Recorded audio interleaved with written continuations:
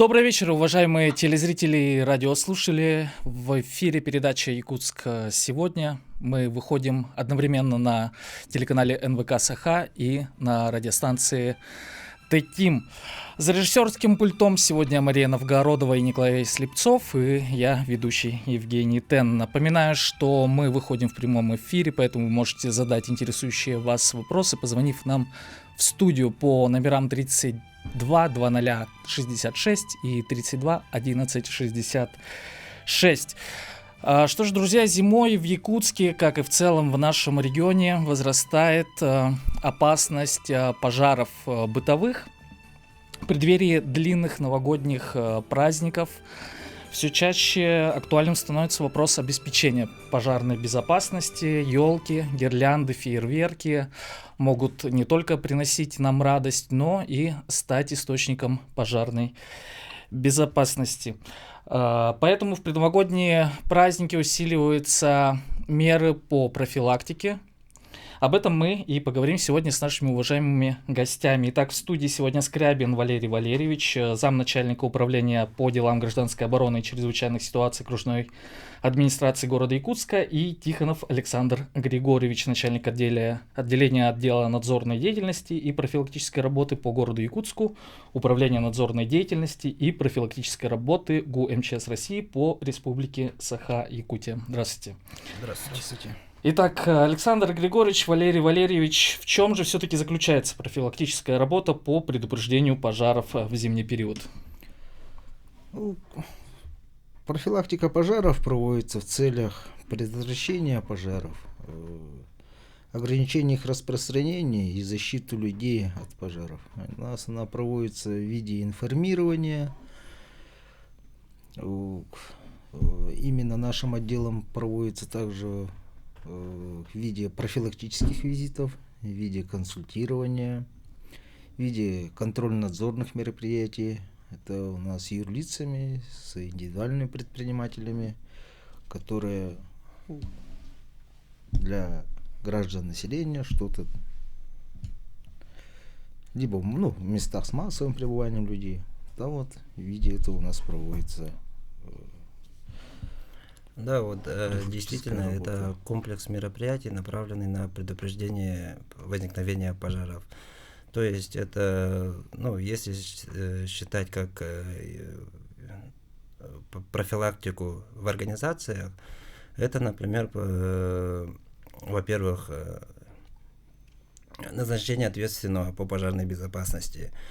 Данный специалист должен пройти соответствующее обучение и проводить уже обучение у себя в организации. То есть он проводит инструктажи, занятия и обучает личный состав. Если касается это населения, то профилактика проводится на постоянной основе. То есть это может быть и проведение рейдовых мероприятий, проведение профилактических визитов, информирование населения, обучение детей о мерах безопасности, беседы с родителями по вопросу неоставления детей без присмотров, по вопросу недопущения детской шалости, и в таком вот ключе. Мы понимаем, что это систематическая работа, которая проводится на протяжении всего года, но вот именно конкретно в преддверии праздников длительных и в зимний период эта работа усиливается? Да, вот вопрос обеспечения пожарной безопасности, так же, как и вопросы недопущения возникновения чрезвычайных ситуаций в период новогодних и рождественских праздников, ежегодно рассматривается на заседании комиссии по предупреждению и ликвидации чрезвычайных ситуаций и обеспечению пожарной безопасности городского округа города Якутск. Также проводится заседание межведомственной пожарно-технической комиссии. То есть комиссия состоит из разных структур, в том числе и представителей МВД, Минздрава, Пожнадзора, 5-го отряда, 40-го отряда противопожарной службы, на котором принимаются те или иные меры, которые позволят, не то чтобы позволят, а как это объяснить-то? Мероприятия по недопущению возникновения пожаров.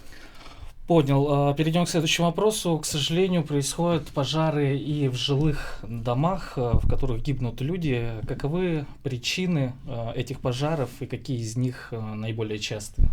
По причинам хотел бы я добавить, да? Вот.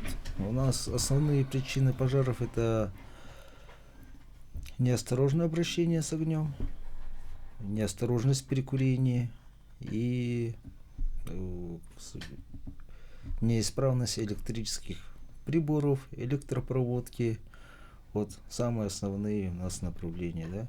В целях предотвращения вот хотел бы еще очень большой идет рост пожаров идет на балконах. Это вследствие курения на балконах людьми и выкидывания окурков, да? Ну, то есть надо вот в этом направлении, попросил бы население не курить на балконах, да, чтобы за нарушение требований пожарной безопасности у нас как административная, так и уголовная ответственность идет. В этом году у нас есть, к сожалению, возбуждены уголовные дела. А вот какая часть пожаров и вообще часты ли такие случаи, когда причиной является неправильное использование пиротехники? Нет, таких случаев очень мало, потому что в это время усиливается профилактическая работа и доводим до населения, как пользоваться пиротехническими изделиями. Но это же, конечно же, еще вводим запрет всяких фаер-шоу во время проведения рождественских и новогодних мероприятий. По установке елок хотел бы добавить, что у нас елки устанавливаются метр по расстоянию по 1 метру с каждой стены и потолка должно быть, да? И электрические гирлянды у нас должны быть все сертифицированные. То есть без сертификации устанавливать не надо. Вы сейчас имеете в виду елки, которые в дворах многоквартирных домов или в самих квартирах непосредственно? В самих квартирах. А есть ли какие-то аналогичные правила для хозяев частных домов? Как-то это контролируется кем-то? Нет, к сожалению, это никак не, это на добросовестность каждого человека. Угу. И все же, как можно обезопасить себя от пожаров и что нужно сделать у себя дома для профилактики? Ну, для профилактики так. Ну, если это касается новогодних, рождественских мероприятий, да, то здесь электрические гирлянды взять сертифицированные, электросеть не перенагружать, то есть в одну розетку не включать одновременно телевизор, ну и всю бытовую, это на одну розетку не подключать, чтобы у нас не было перегрузки самой электросети. Здесь добавлю, да? Ага.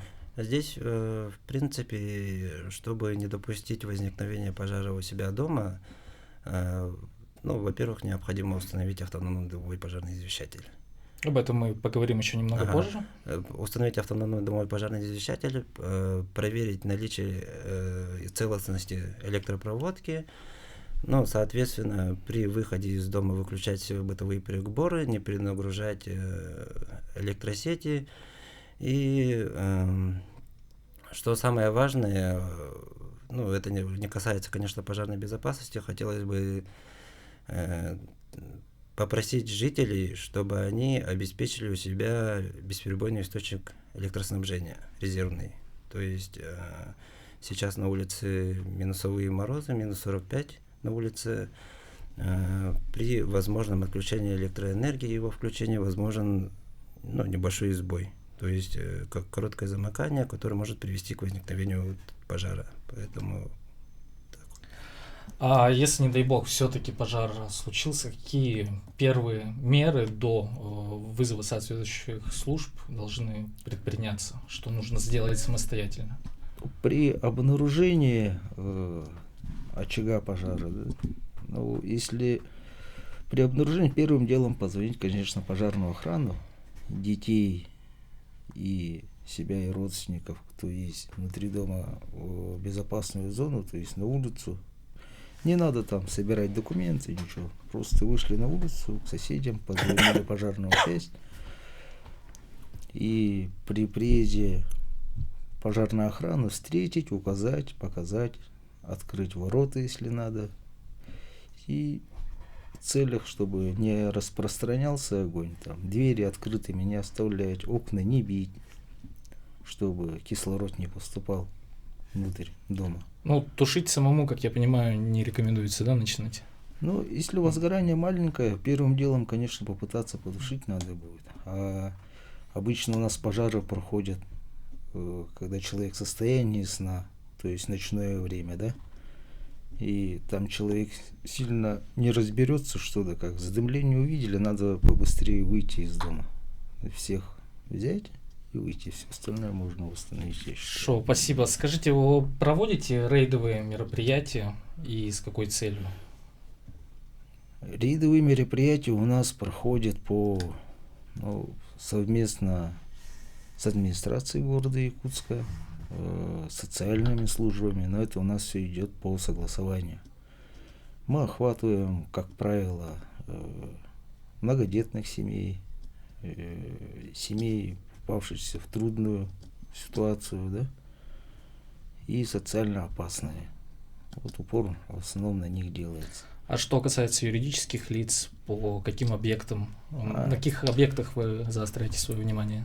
По юридическим лицам мы охват пытаемся сделать 100%, конечно, но в основном у нас идут это школы, детские сады, социальные объекты, также общежития с круглосуточным пребыванием людей,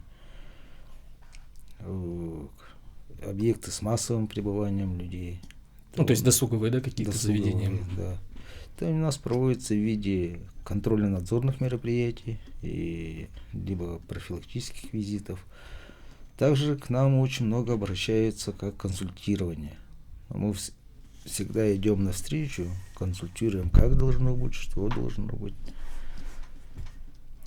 Расскажите, пожалуйста, как происходит реагирование на вызов 01 и кто приезжает на место событий первым?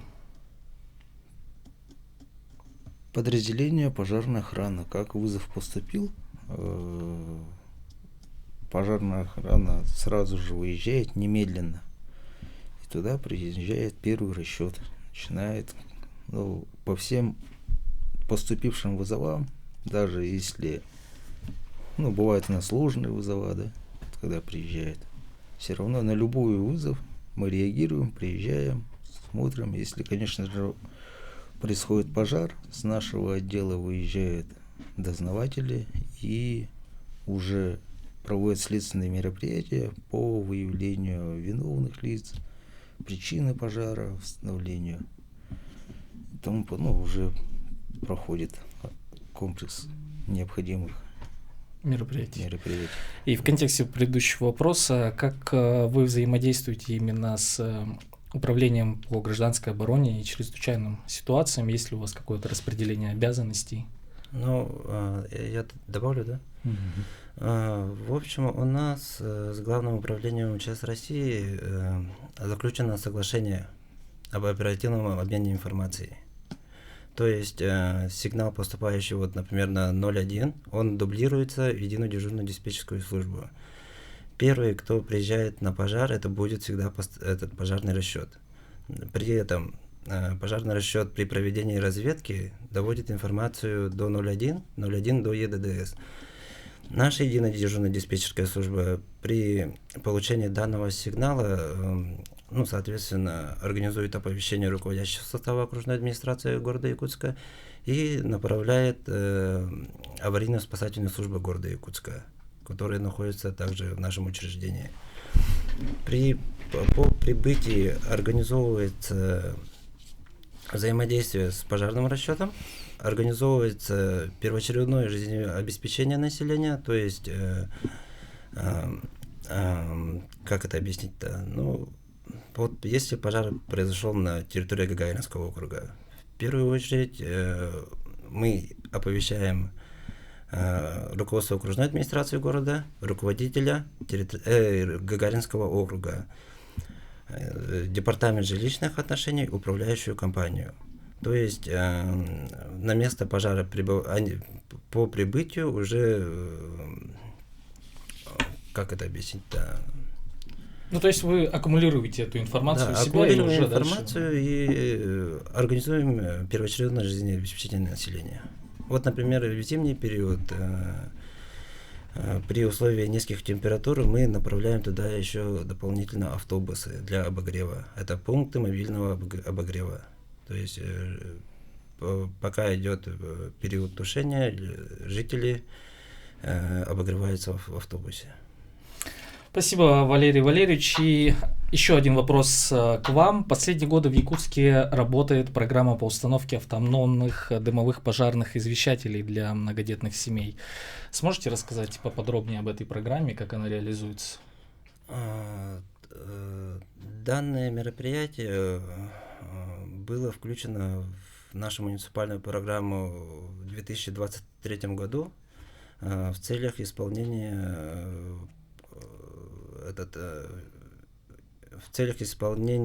пункта 85.1 правил противопожарного режима. Там написано, что жилые дома и квартиры должны быть, если не оснащены, должны быть оснащены автономными дымовыми пожарными извещателями. Данной категории семей относятся многодетные семьи, социальные незащищенные семьи, семьи, находящиеся в трудной жизненной ситуации. И начиная с 2024 года, как это объяснить-то вообще саму процедуру, но каждый житель, входящий в эту категорию, может подать заявку. Подает заявку он в территориальный орган управления по месту жительства. При формировании уже перечня жилых домов мы ежегодно объявляем конкурс.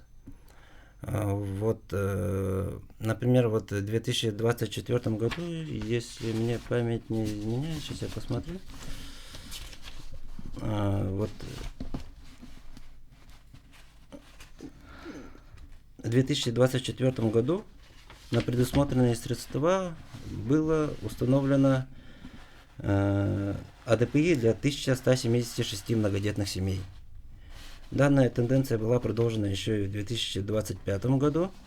В этом году мы установили уже 3437 единиц АДПИ для 868 многодетных семей. То есть за 2 года мы смогли оснастить порядка 2500 семей автономными пожарными извещателями. А есть ли положительные итоги установки ДПИ, какая-то обратная связь от жителей? Может быть, удалось предотвратить пожары с помощью этих систем? Ну, при возникновении пожаров, ну, по прибытии на возникновение пожара, мы сперва акцентируем внимание на предмет установки автономных дымовых пожарных извещателей. При этом бывали случаи, когда данные АДПИ срабатывали и спасали жизни населения. А можно самому приобрести и установить? Да, автономные дымовые пожарные извещатели продаются в городе Якутске. Информацию о том, где их можно приобрести, мы публикуем у себя на официальном сайте окружной администрации города Якутска и опубликуем в социальных сетях. Есть такие магазины, как 01, есть магазины ВДПО. В принципе, автономный дымовой пожарный извещатель стоит примерно 500-600 рублей. Я думаю, это не такая большая сумма. Спасибо, Валерий Валерьевич, уважаемые телезрители и радиослушатели. Мы буквально через пару секунд прервемся на небольшую рекламную паузу и вернемся в эфир через 4 минуты.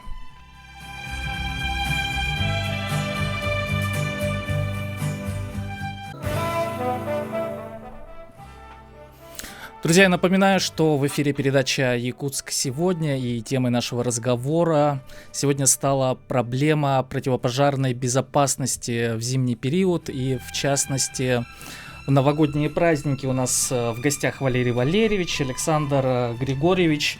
До ухода на рекламную паузу мы обсуждали программу установки автономных домовых пожарных извещателей. Хотелось бы продолжить эту тему все-таки по каким-то успешным кейсам, по ситуациям, когда действительно это спасало жизни людей. Ну, я бы хотел добавить, да, вот по автономным дымовым пожарным извещателям, оснащенные ими семьи, да, вот, эффект пожарных извещателей, он есть. Люди рассказывают, говорят, что вот во время пожара приезжает и, да, в ночное время разбудило, сработало, мы вовремя проснулись, задымление, вышли, вовремя вызвали пожарную охрану. Ребята приехали, потушили, и, соответственно, и имущество более-менее в целостности осталось, и самое главное, жизнь и здоровье людей вне опасности. В связи с чем вот хотел бы попросить население, да, города Якутска, ну и не только города Якутска, чтобы приобретали автономные дымовые пожарные извещатели и устанавливали. Это очень хорошо помогает, это потому что у нас трагедии, да, трагичные пожары происходят обычно в ночное время, когда человек находится в состоянии сна, спит и просыпается, уже бывает поздно, да. И чтобы предотвратить именно эти моменты, хотелось бы, чтобы побольше людей дома устанавливали автоматические дымовые пожарные извещатели. А их обслуживание, оно платное, или ты сам самостоятельно можешь установить их и пользоваться? Там внутри стоит батарейка Крона. Она хватает примерно на год, скорее всего. То есть, в каком-то особенном обслуживании она не нуждается. Да, Просто протирать надо иногда. Раз в квартал протереть. Если она часто начинает пищать, вот у людей бывает такое вот раздражение. Вот у меня тоже автономный дымовой пожарный извещатель стоит дома, и в какой-то момент он начинает часто пищать. Это сигнализирует о том, что ему надо просто заменить батарейку. Батарейка Крона, кстати, стоит тоже недорого, рублей 200-300. Еще хотелось бы добавить, у нас есть вот новые дома, да, многоквартирные жилые дома строят. У них уже у всех система пожарной сигнализации установленная. Ну, человек, когда приобретает, по нашим требованиям, уже должны быть везде оснащены. Ну, так и она и происходит. Просто есть такое, что люди демонтируют жителей, да. Вот. Хотелось бы попросить жителей не демонтировать, это спасает ваши жизни, и не только ваши, и ваших соседей, потому что в многоквартирных жилых домах вы отвечаете не только за свою безопасность, и безопасность за своих соседей. И, как говорит, по федеральному закону 69-му у нас за нарушение требований пожарной безопасности несет собственник помещения, да, или арендуемый, пользующийся человек тоже. На юридических магазинах, и, конечно, еще ответственное лицо, и сам руководитель тоже за это отвечает. И, конечно же, еще хотелось бы добавить по том, что ответственность идет как уголовная, так и административная. Это от тяжести причиненного ущерба или, не дай бог, гибели людей на пожарах. А чисто теоретически, вот если я демонтировала ДПИ у себя дома самостоятельно, за это предусмотрена какая-то ответственность? Или это, как говорится, вопрос исключительно совести? Это исключительно совести. Мы не можем заходить в частную собственность к людям домой. Итак, все же возвращаясь к теме приближающегося Нового года, сейчас проводится очень много мероприятий общественных, корпоративов, празднований, концертов. Как во время таких мероприятий можно обеспечить пожарную безопасность?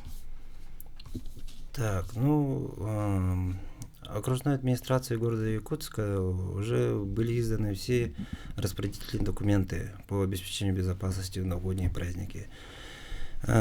Корпоративы, детские утренники, которые будут проводиться, они проводятся с согласованием отдела надзорной деятельности. То есть они согласовывают план мероприятий, согласовывают место установки елки, соответственно, в каждом учебном заведении культуры, физкультуры назначается ответственное лицо за пожарную безопасность.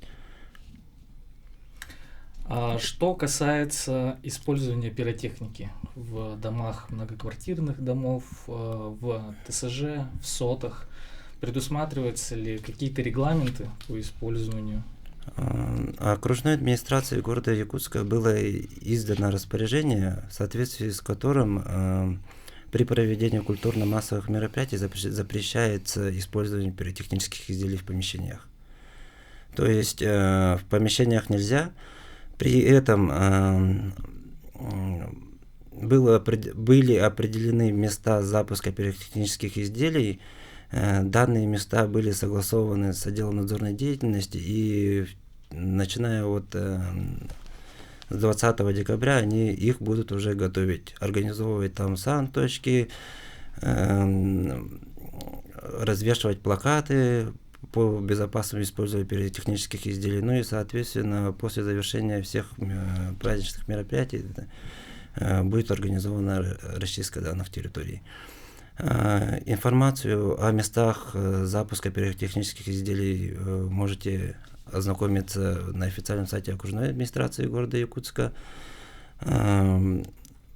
Помимо этого в данный момент составлен перечень магазинов, которые продают сертифицированные продукты пиротехнических изделий.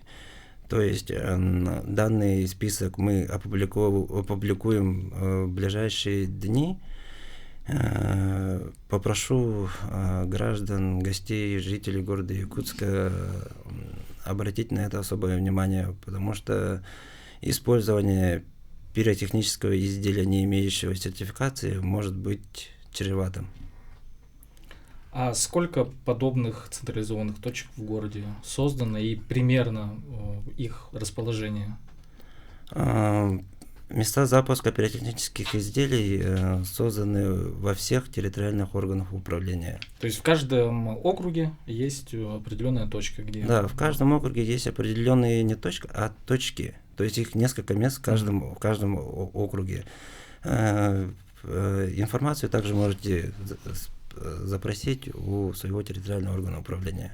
Данная информация, она публикуется во всех социальных сетях. То есть мы направляем в территориальные органы управления направляют управляющие компании доводят до собственников жителей через социальные сети и развешивают данные памятки в подъездах многоквартирных домов.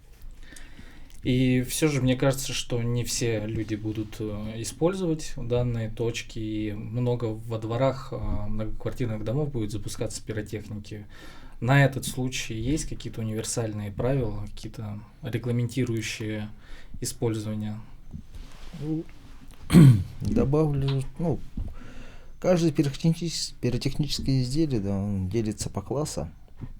И сейчас очень доступны стали и такие, так скажем, серьезные, как в народе большие, да, пиротехнические изделия. Их надо смотреть паспорта безопасности, да, в каждом пиротехническом изделии прописывается это дело, на каком расстоянии. Но минимальное расстояние, я бы сказал, метров 20-30 надо отходить от высотных зданий. Что касается проведения праздничных мероприятий, да, новогодних и рождественских, при проведении корпоративов и тому подобное, ну, не корпоративы, а вот праздничные мероприятия, хотелось бы уделить внимание на то, что перед тем, как провести, нужно назначить ответственных лиц, провести со всеми дополнительные инструктажи о мерах пожарной безопасности, эвакуационные пути держать в свободном состоянии, то есть не устанавливать туда дополнительную мебель, еще что-то для праздника нужно. Вот этого всего надо избежать. И эвакуационные выхода, чтобы изнутри без ключа человек мог открыть дверь и выйти в безопасную зону.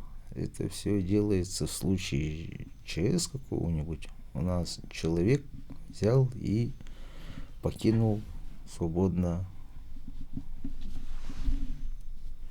из помещения в безопасную зону. Валерий Валерьевич, вопрос к вам. Скажите, вот именно в новогодние выходные дни ваша служба будет ли какое-то дежурство вести? Как назначаются дежурные? В чем обязанность их заключается? В целях подготовки к проведению новогодних и рождественских праздников издается распоряжение окружной администрации города Якутска о введении режима повышенной готовности. В соответствии с данным режимом функционирования повышенной готовности органы управления, силы и средства аварийных бригад все переводятся в режим повышенной готовности и организовывается круглосуточное дежурство. То есть усиление дежурных. Спасибо. Что ж, дорогие гости, давайте подытожим и напомним гражданам правила пожарной безопасности, которые, я уверен, нужно соблюдать не только в новогодние праздники, но и на протяжении всего года. Ну, конечно. Для граждан, да, кто живет в частных домах, это, для всех.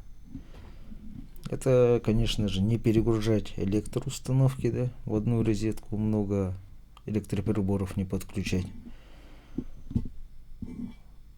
При проведении огневых работ соблюдать все расстояния, закупить огнетушители, то есть первичные средства пожаротушения. Особенно у кого есть гаражи. Ну и обучать детей, чтобы в случае возгорания они у нас не прятались ни под кроватой, не заходили в какой-то там шифонер еще куда-нибудь, а сообщали взрослому человеку и выбегали на улицу. Вот, извиняюсь, перебью, интересно стало, какой процент пожаров происходит по вине детей или недостаточного контроля за детьми? Процент маленький, но он есть все равно от общего числа пожаров. Валерий Валерьевич, может, у вас есть какие-то пожелания, напутствия для наших телезрителей и аудиослушателей?